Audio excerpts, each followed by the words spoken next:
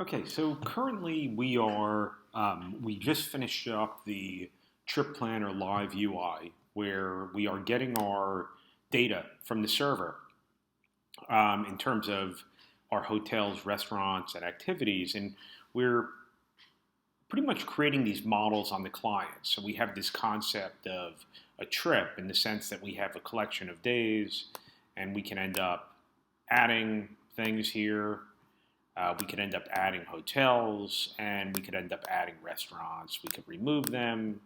We could add a day and navigate to that day and so on and so forth. And everything is fine with the exception that every time we end up reloading our page, our data is gone because we don't have any persistence here. Um, and this is just slow because I have really lousy internet access right now. But so what we're going to do is we're going to go through and we're going to create a persistent application. And the way that we're going to do it is that we're going to create a model which represents a day. And every day is going to have a collection of hotels, restaurants, and activities. So I'm going to break this down into three parts. We'll start off with the models. We'll then move to the routes, and then we'll tackle the front end, which I think really is the most complicated part and really the hardest part to test. So I want to sort of lock down my back end functionality first. So I always like to start things off with tests, and we actually have a suite of tests that this is fairly simplistic. This is just describing our model. If you recall, we have this seed route where we are removing our hotels, restaurants, and activities. We are creating a new one, and we're spreading this out. And I'm going to go up here to my models, and we're going to add some tests, but the tests that we're going to add are going to be for the days. So I'm going to take a little bit of a shortcut here, so I'm not writing all these things from scratch. And we'll start out with a suite of tests that we'll end up implementing. We'll go over it, so it might look like a lot of code, but testing code tends to be a little bit verbose anyway. So this is what I'm going to paste in here. Wrong thing. Hang on one sec. So we're going to have a number of tests that are going to test how our days are supposed to work. Let me try that one more time. Okay, I think that looks a little better. All right.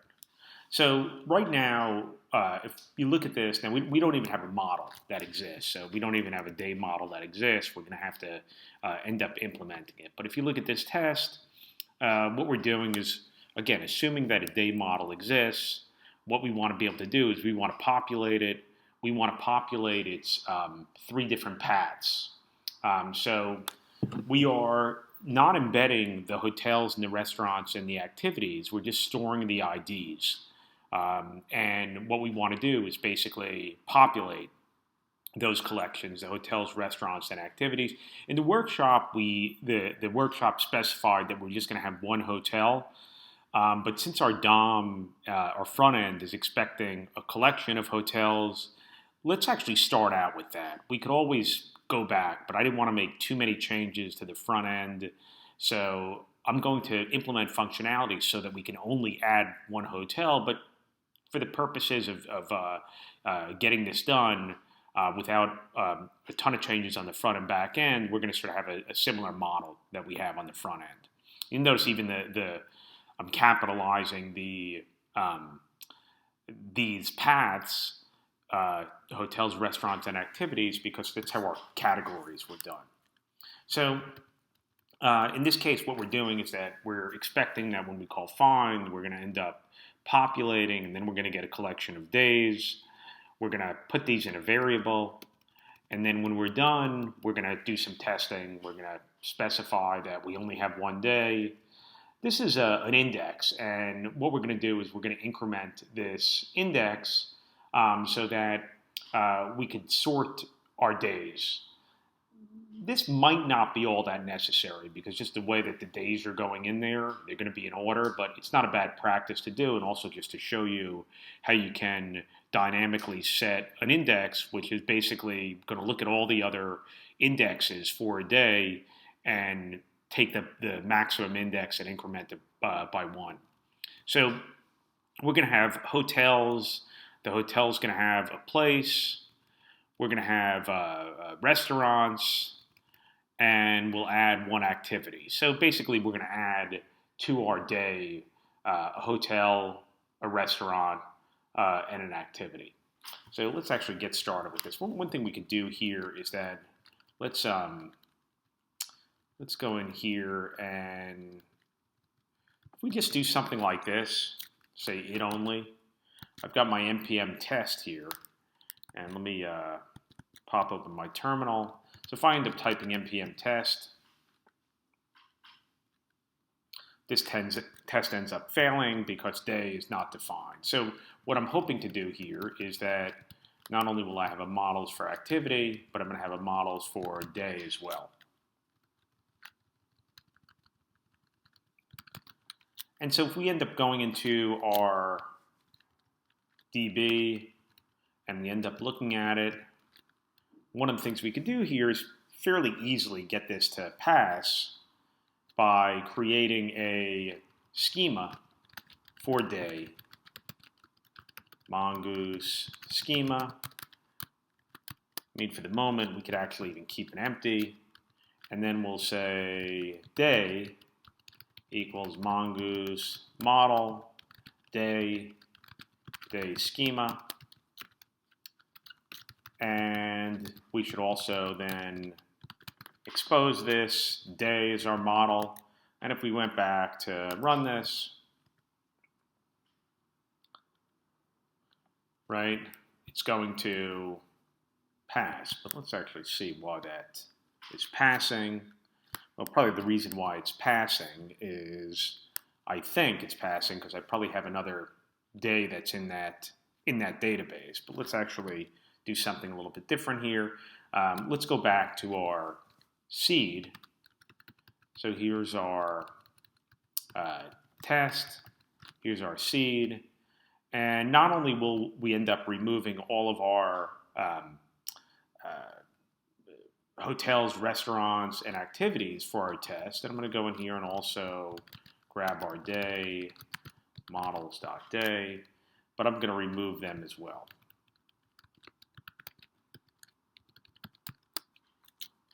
So now I'm removing all these things, and let's just see what happens here.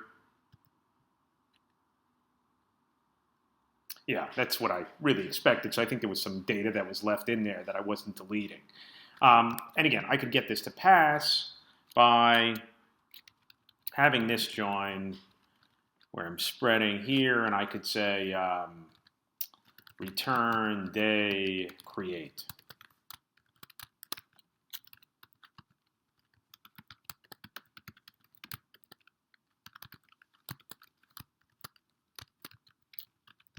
And we could do that just to see what the day looks like.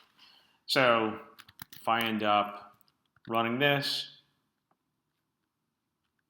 this will end up passing. So what I really want to be able to do here is I want to get my other test to pass by specifying that I'm going to have restaurants, and this is going to be, we could end up doing restaurant 0, and we'll have activities, and this is going to be, I don't even have to do 0 here because we just have one thing. So here's our restaurant, here's our activity. Again, these are going to end up being collections. And we're also going to have hotels. Again, on our UI, we'll limit it so we could only have one hotel. But this should end up working out here. Let me actually get rid of this console.log. Now, the way that we want to store these is we want to store these as IDs in the database. So really, I just want to be able to go over here and specify that this is the ID of the restaurant, this is the ID of the activity, and this is the ID of the hotel. And so the way that I'm going to end up getting this to work is that to go back to my model, and I'm going to have to put my properties here for this model. So the way that this ends up reading is to say restaurant, and the way that we're going to set this up is that we're going to have a collection of restaurants, and these restaurants are going to be a specific type. So let's actually start with hotels. We'll say hotels, and this is going to be an array. And what we're going to do is we just want to store the ID. So what we can do here is we can specify the type, and this is going to be Mongoose has a schema, and the schema has a types, and the type is going to be object ID. And the thing that we want to do here is we want to reference, and we're going to reference another model. So this is just how we ended up naming the model. And again, the case is important here. I name my model with, lowercase hotel. So that's the way that I'm going to do that here. I'm going to do the same thing with restaurants.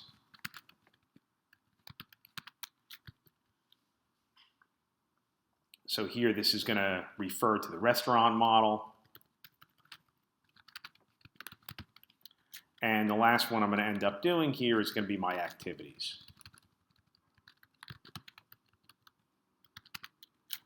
And so this is going to refer to the model activity. Again, the thing that's important here is just how the model was named here, its activity here, and that's what it's referencing. So once I end up doing that, let's go back to our model spec. And if we go down here, we're only running this here. I'm going to comment this one out because we haven't implemented it yet. But again, if this ends up going in correctly and we end up populating these paths, and that's what they're called. So, we could call them fields if we want to, but another term for them is a path. There's a path for hotels that we want to end up populating. And so if I go and run my test suite again, I'll end up passing. So let's actually implement this last piece over here, which is going to be the index. So what I want to have happen here is that since there's nothing in the table when I start out with, I want this to be not necessarily an auto-incrementing field, but I want it to look up the maximum ID that's in the that happens to be in the collection of days, and I want it to increment it. So if I was to go and run this, this test is going to fail me because I don't end up, having an index. So let me do two things. I'm going to set up under my model here an IDX property,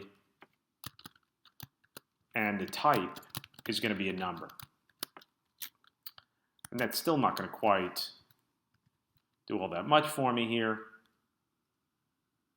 because still it's going to end up being undefined. So what I'm going to do here is and we've actually looked at these before, but I'm going to put a pre-save hook.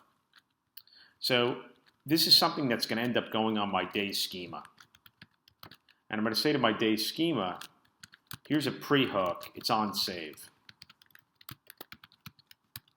And this ends up getting passed next because what you end up doing in here might very well be asynchronous, which in our case it's going to be. And what I'm going to do here is I'm going to say day find 1. But what I'm going to do is I'm going to sort. And I'm going to sort, and it's going to be in descending order. That's what the minus sign does. It's going to be in descending order on the index. So it's only going to get me one record, because that's what find 1 does. It's going to end up sorting it in descending order on the index. And then I'm going to get a day back, or I might actually get nothing back because there might not be any days in the database. So what's sort of interesting here too is that up here I'm within the object that I'm creating. So this is the item that's being saved, but down here my context ends up changing. So what I'm going to do is I'm going to say that equals this. This is going to be my object that's being saved. And when I get down here, I'm going to say, hey, look, the IDX, if I don't have a day, meaning things are empty, I'm going to give it a value of 1. Otherwise, I'm going to take the day's IDX value and I'm going to add 1 to it. And it's always important, you'll time out if you don't, I need to call my next function. So again, we've looked at this before, this idea of these are properties that are generated by other values in the database. Again, it's like finding the max value for this column. And when I run this,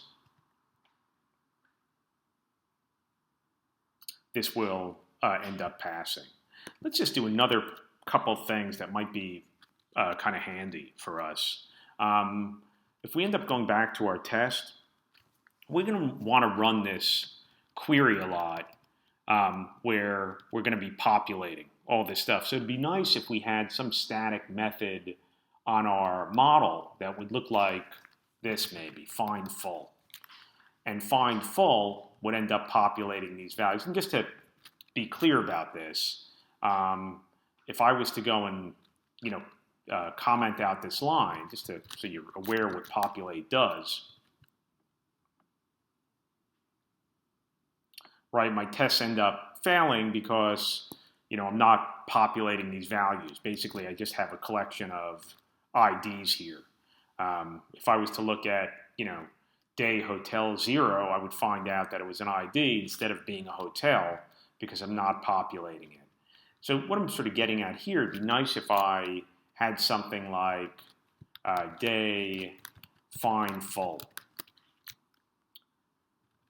Again, if I'm going to be making these queries a lot, I'm going to want to populate all these paths. It would be nice if I had that.